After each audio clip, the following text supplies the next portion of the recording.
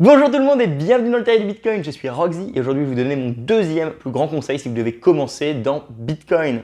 Attention, si vous tombez dans le terrier du Bitcoin, vous risquez de regagner votre liberté. Le conseil c'est le suivant, pas votre clé, pas vos Bitcoins. Et oui, c'est un conseil que tout le monde va vous donner et qui est très répandu dans l'industrie et je pense que c'est normal qu'il soit numéro 2 pour une simple raison, c'est que Bitcoin est égal à liberté. Bitcoin redonne de la liberté au peuple et à l'individu. Il lui donne le pouvoir sur son argent et le rend souverain de ses économies.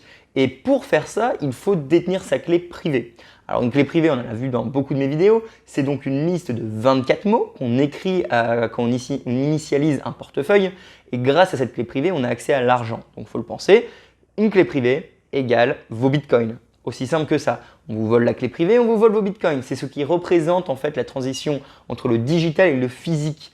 Les bitcoins, oui, sont digitales, on ne peut pas les toucher. Par contre, la clé privée, c'est quelque chose de tangible, on peut le toucher et c'est ce qui va vous donner accès à l'argent. Pensez-le comme du cash en fait. Et pour moi, c'est indispensable que vous ayez le contrôle sur cette clé privée. Et pour avoir le contrôle, c'est relativement simple. Il faut simplement avoir ce bout de papier physique en votre possession. Si quelqu'un d'autre détient ce bout de papier, si jamais vous n'avez jamais écrit ces 12 ou 24 mots sur un bout de papier, ça veut dire tout simplement que vous n'avez pas de Bitcoin. Ils ne vous appartiennent pas. Vous les avez prêtés ou donnés à quelqu'un et il fait semblant que vous les ayez. Your money's here. Whenever you want it, you just ask me, okay? Mais s'il refuse que vous les utilisez, s'il refuse de vous les rendre, c'est terminé. Vous n'êtes pas souverain de votre argent.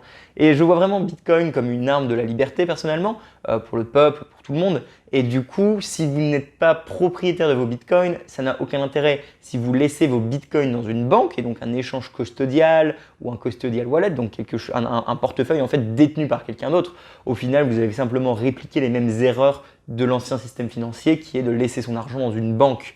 La banque peut faire faillite, l'échange peut faire faillite, le gouvernement peut vous refuser d'utiliser votre argent, ils peuvent vous empêcher de le retirer un jour. Il peut se faire hacker, vous pouvez perdre vos fonds, il n'y a pas de dépôt de garantie.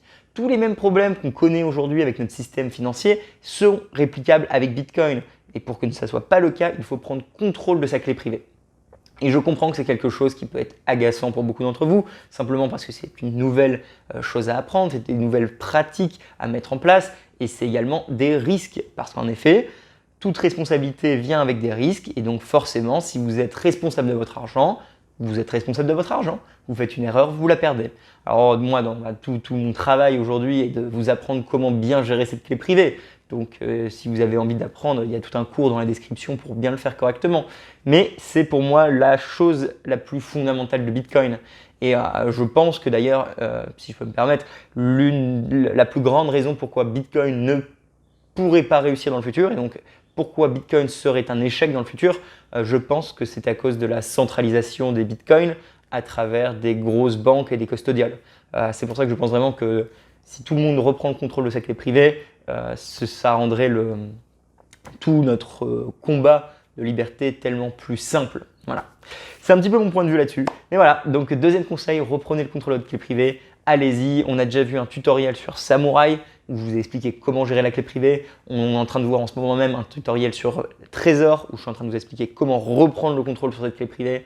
Et je pense que c'est primordial. Il faut réaliser qu'une clé privée, si vous la mémorisez, si vous l'avez d'une façon où vous pouvez la transporter à travers le monde, vous pouvez vous déplacer avec votre argent. Si votre pays devient dangereux, si vous êtes forcé de le quitter pour une catastrophe naturelle ou politique ou religieuse ou peu importe, et vous pouvez simplement partir avec votre argent à partir du moment où vous détenez cette clé privée.